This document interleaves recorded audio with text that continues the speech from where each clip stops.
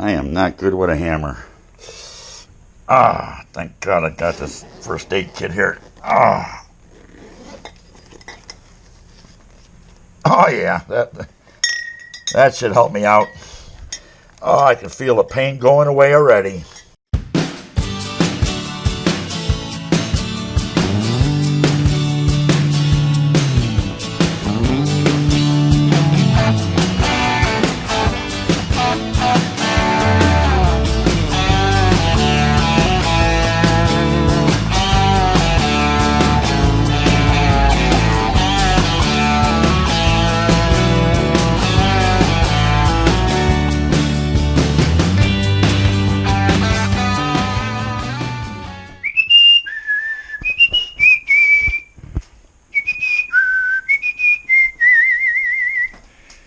Batch number 49 today. We're going to be, well, it's a honey brown ale.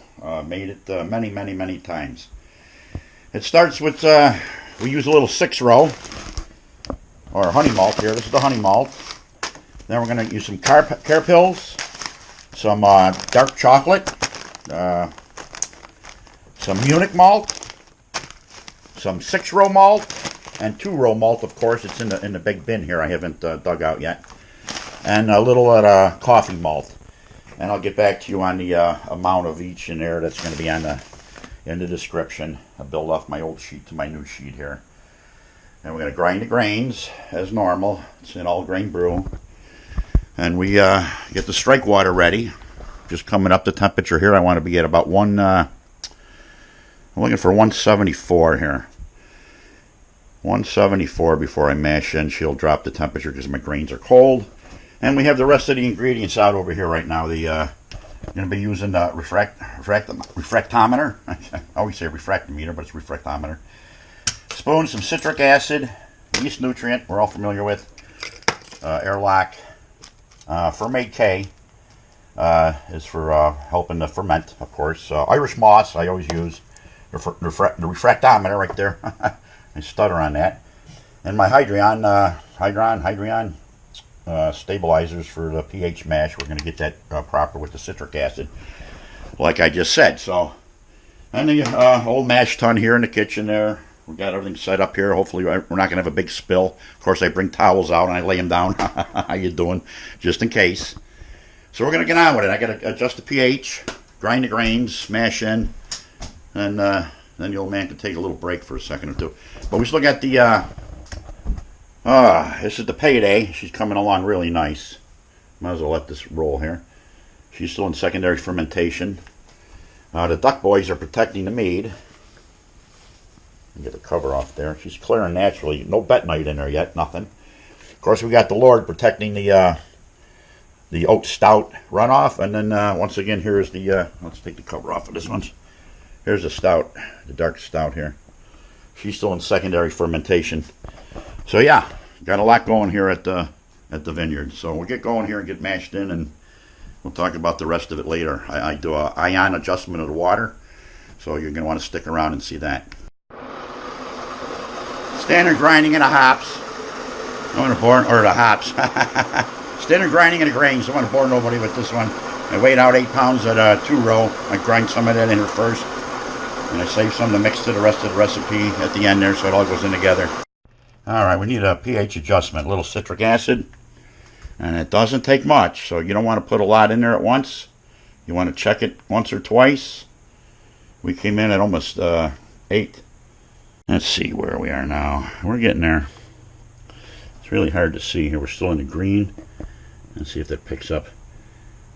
It's a little higher than a 6, so we know we need just a drip more. And when I say a drip, I mean a drip, so a little less than that. I might not even test it. I better test it. Why wouldn't I, huh? Why wouldn't I? Grab another strip here. This isn't the most accurate. They make gauges for this. I just too cheap to buy one of those. Okay. That looks about 6, 5, 6, 5, 8. That's good to me. A lot of people won't even do their adjustments like that, but I do. So I'm going to go in here shortly, and we'll be mashing. Honey brown brew here. We're taking the strike water, putting it into the mash tun here at 172. As I know my grains are cold. Mash tun was pre-warmed a little bit. So we put the strike water in there, and we'll be doughing in here shortly. I siphon it in here like this, as the kettle's too heavy for me to pick up. A lot of guys have pumps. I don't. So we just go with the old way here. When it gets low enough, I'll pick it up, and then I'll dump that in there because it's a little bit lighter for me. And I'll be doughing in here shortly. We did do the pH adjustment, so we're good to go. And stay tuned. I'll show you how we do the ion adjustment there, which is quite interesting.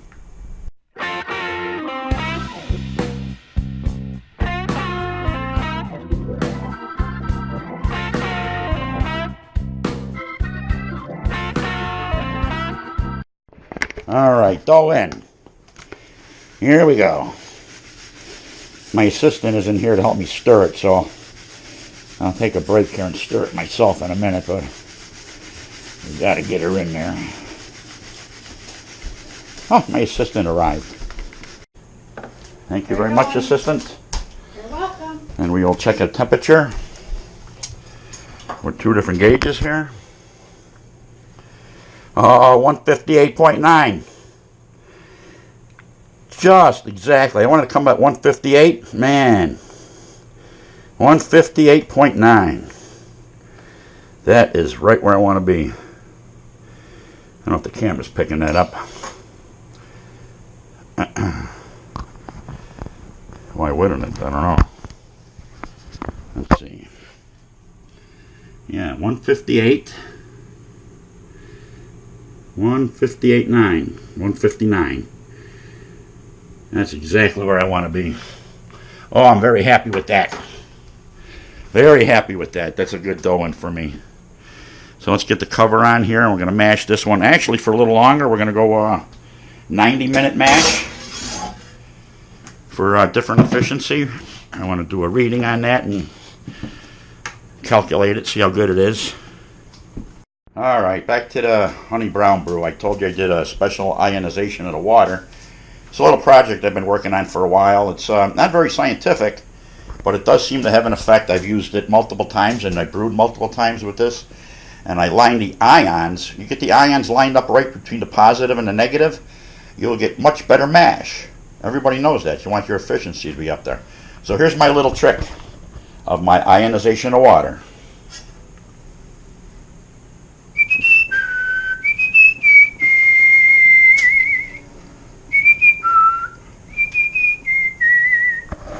How you doing? 90 minutes are up on the mash on the honey brown, so I'm just going to start up real aloft. And be careful there, like I said. Hey.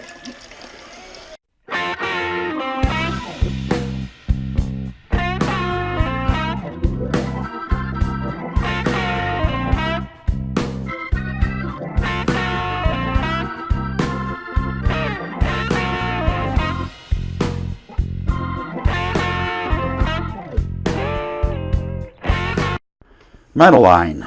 It's a tubular stockinette. It's for medical reasons. Unbleached polyester. It's actually in German too, I guess. $12 for 3 inches by 25 yards.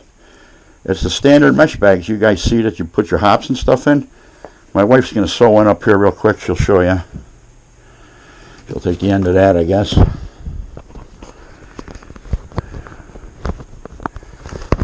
Of course, I got a brew on the stove right now, so we're trying to make a hop bag. I get the first edition of hops in here.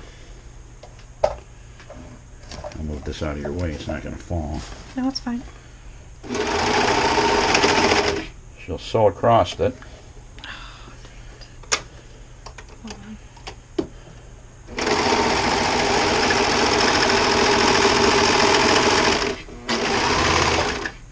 What that did was sewed it tight.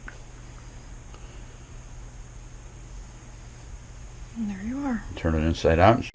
25 yards on a roll it comes right here, fellas. It's hard to see, but look at that. You can make I'll figure out the math. 25 yards. How long you want the bag? Should be a foot long. So that's 3 times 25. That's a lot. There we go. I gotta go put my first edition of hops in. Oh yeah, first edition of Glacier hops, 1 ounce. It says 1 ounce on here. It better be. So I'm gonna put that into the homemade hop bag we just made upstairs. Watch me spill them all over the place here. That's the best way to do it. Just put it inside there and turn it upside down. Shake them out. So they're empty. Remember, hops are poisonous to dogs, fellas. Especially in the spent wort. That's sweet. The dogs can go after it if you spill it in your garden. Not so much if they're growing on the plants. The dogs might not go after that, but keep an eye on them that don't happen. So here's the first edition of hops. I'm going to tie it with a string, I guess. Why wouldn't I? Like I say, I'm not a Boy Scout. Tying is not my best attribute of any of them. So let's just get it in some sort of a knot. And I throw the bag right out because, you know, they're so cheap to make here. Here we go. I think we're up to boil, so got all my towels on the floor in case I spill over.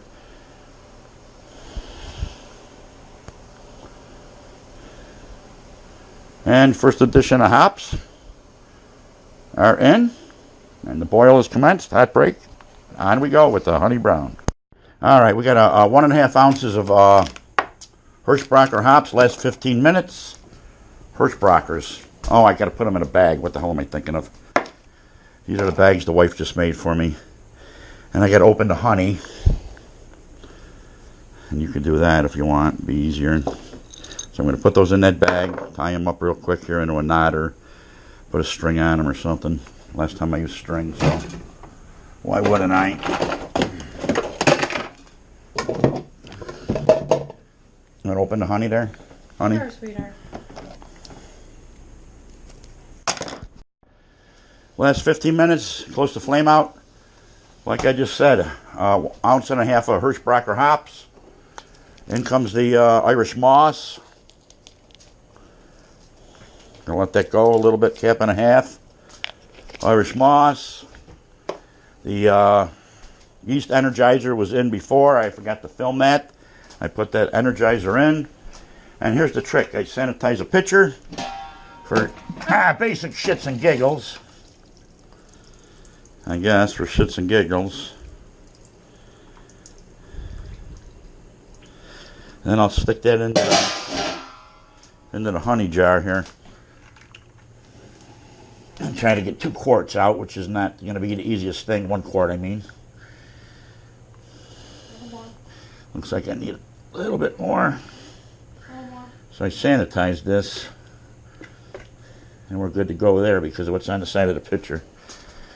So we're going on with the hops are in. The honey's in.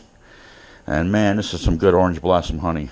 I'm going to put that, we're going to put that cap on as soon as possible.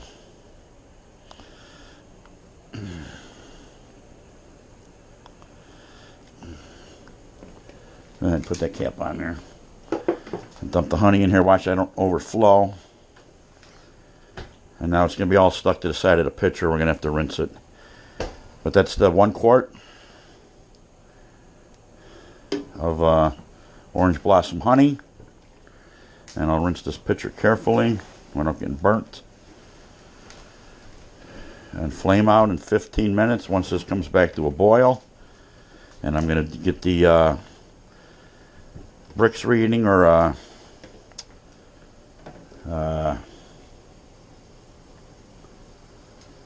hydrometer reading of some sort. Of course, I always forget the name of the gauge, the refractometer.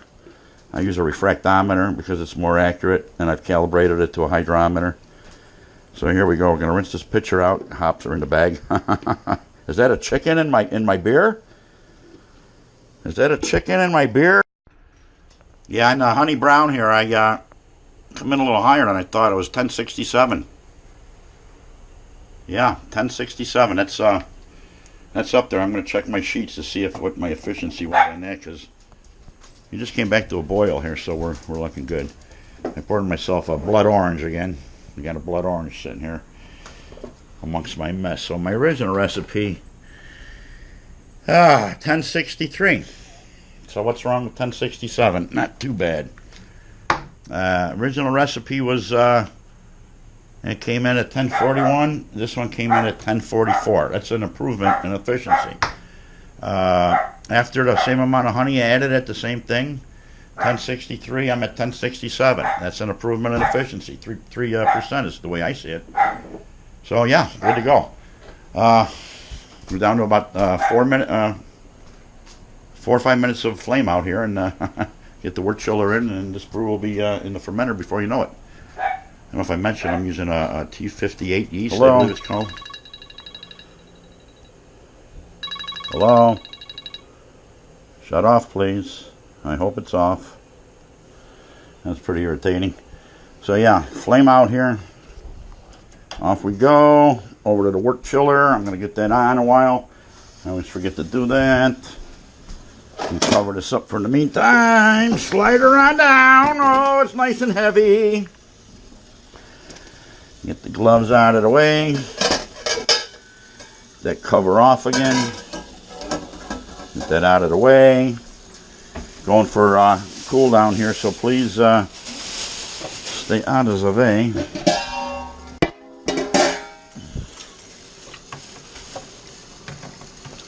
Get my wort chiller out of here. My hose here. Get this out of the way first. Da-da-da. This is always the messy part. Sanitize my gauge again. Why wouldn't I? We re-sanitize it again eventually. My hands are sanitized. I'm sure I got everything in the way here. So out comes the wort chiller. Let that drip. Thank God for spoon holes. And that's enough. And she goes. Up on high. She's cooling down.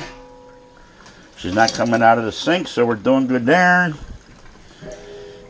I don't know why I'm talking that way. I put the pump back in here and we drain this bucket through the pump just before it's time to put the wort into it. She's nice and hot now. And the cover goes back on after being a little sanitized. There we go.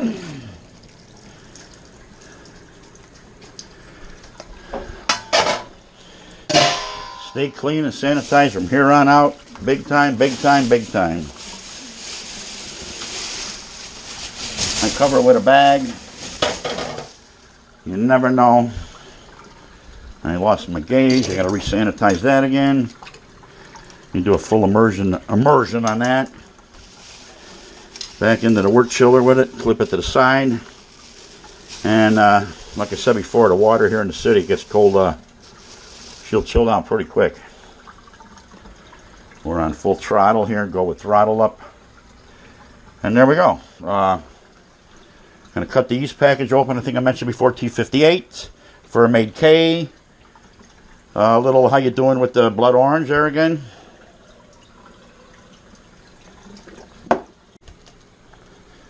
Shake her down. Put her in the bucket. Hope to God the valve is closed. Hope to God. Down in alongside the wort chiller. 1, 2, 3 little pumps. How you doing? And off she goes. And we're looking for that valve to be closed down there. So there she goes. Nice. You can take this time to let it aerate if you want. Won't hurt it. So why wouldn't I? Normally I don't do it, but it's just a standard little splash of aeration. Can't hurt it.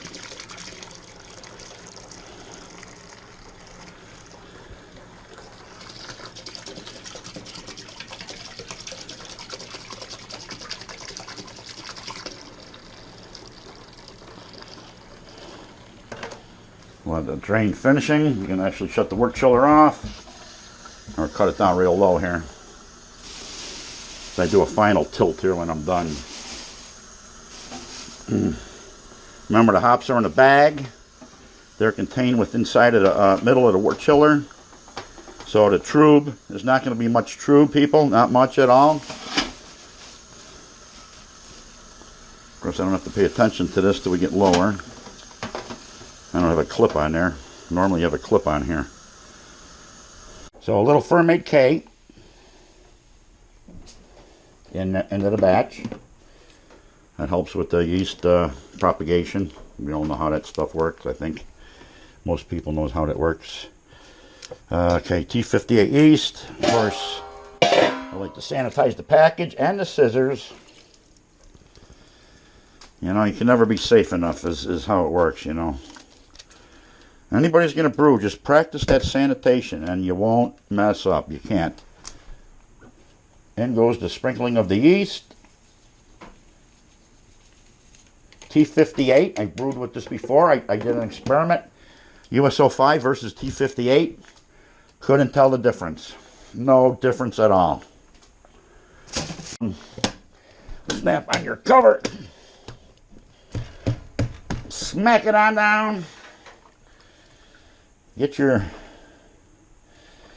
airlock. Stick it in there.